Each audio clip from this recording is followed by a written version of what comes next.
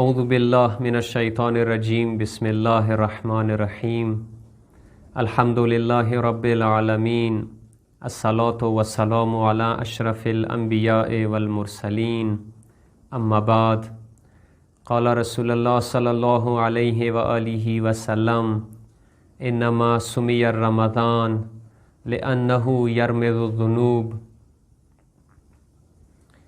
بحث وش پیغمبر اکرم خطبه شبانیه کې د دې میاشتې درې صفتونه وښیلو چې دا میاشت مو طرف ته روانه دی برکت سره، رحمت سره او مغفرت سره.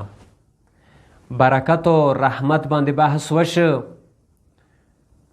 اوس مغفرت باندې بحث کوم چې مغفرت څه شی دی، د مغفرت څه معنا دی، څه مطلب دی. مغفرت مطلب څه کوم معنی شوی دی یعنی پټاوله.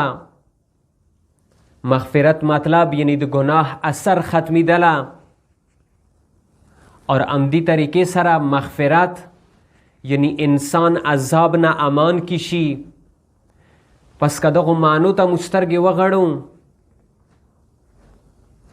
یعنی د میاشت روانه دی مو طرف ته، انسانانو طرف ته چې انسان عذاب نه امان کی.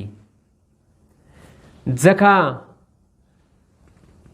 لکه د پیغمبر اکرم دغه قول هم دی چې انما سمی رمضان، رمضان ته رمضان نه ځکه ویلی شي لأنه یرمض الذنوب چې د میاشتې کې ګناهان سیزي، ګناهان ختمیږي. پس پیغمبر اکرم کومه دغه جمله کړې دی چې دا میاشت تاسو طرف ته مغفرت سره روانه دی، یعنی د میاشتې کې د تاسو ګناهان ختمیږي، یعنی د میاشتې کې مو عذاب نه امان کیو، یعنی د میاشتې کې مو د ګناهانو اثر ختمیږي، یعنی د میاشتې کې پروردگار عالم د مو ګناهانې پټوي.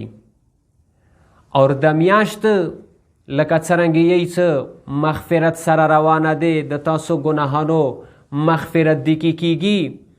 بل ځای کې پیغمبر اکرم نه روایت دی، هغه هم علامه مجلسی بزرگوار بحر الانوار کې نقل کړی دی.